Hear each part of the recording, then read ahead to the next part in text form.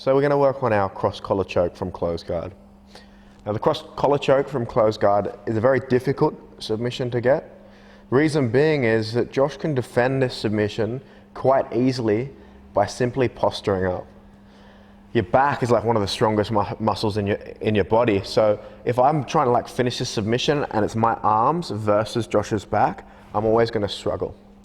In saying that, there's a couple of things that we can do to make a cross collar choke a lot stronger.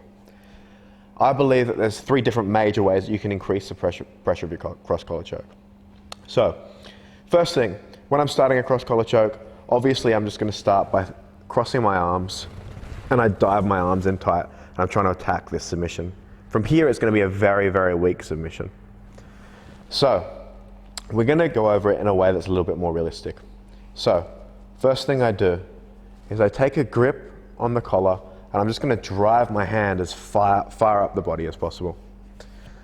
Once I get to this position, anybody who's doing jiu-jitsu for a while will know that you're going for a cross collar choke. So if I try and throw my arm over the top of the body, they're going to posture away and stop me from going from the choke. So I pretty much have to always throw my arm underneath. Now, in an ideal world, you would want your hands to be able to go behind the neck and touch behind the neck like this. But realistically, it's really hard to get that, especially in a live roll. So what makes a difference is how deep I put my first hand. So if I take a grip and I grip shallow on Josh's neck, I'm always going to be working hard to finish with my second hand because I've got to get it further around in this direction in order to finish the submission. So as I grab, I use my hand and I allow it to like snake around and follow the lapel. So I'm here like this, I grab, and this is the most important part because this is the setup of this submission. I grab, my hand follows the collar and slides the whole way behind the back. And now I can lock Josh in this position. Now from here, I'm going to reach underneath and grab Josh's gi. Now it doesn't matter so much if I pull the gi across the body or if I'm loose, just as long as I can pull the gi taut. So when I grab, I'm going to grab and I pull my hand and I'm actually pulling in a downward motion, okay? Rather than pulling across, because if I pull across, it might not actually choke that much and it sort of like starts to pull the gi in that direction.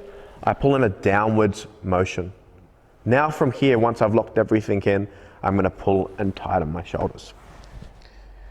Whilst it might look like I'm just crossing my arms, there's other stuff that's going on there as well. And the best way to describe it is this. Your arms are thicker in this direction than they are in that direction. And the concept of any submission is that I'm trying to put anything, any body part around my opponent's neck and close that as tight as I can get it. So when I go for a cross collar choke, if I start with my arms apart like this, and then I turn both hands inwards, it actually closes the gap. So you've got a large gap here. As soon as I turn my hands in, I close that gap without applying any pulling force.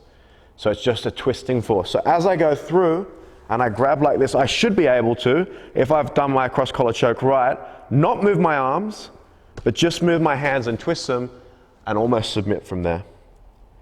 So that by itself is strong, but it's even stronger coupled with me crossing my arms and pulling my opponent in tight, okay?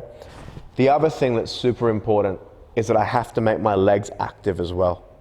So Josh is going to defend this. If he wants to defend and grab, he'll push on my arm and he's going to posture up and push everything away, okay? The one thing that's going to stop him from posturing up is if I have a high closed guard and it stops him from posturing in that position, okay? So we'll just go through it one more time. I'm here like this. My right hand snakes up the body. I get it as high as I can get it.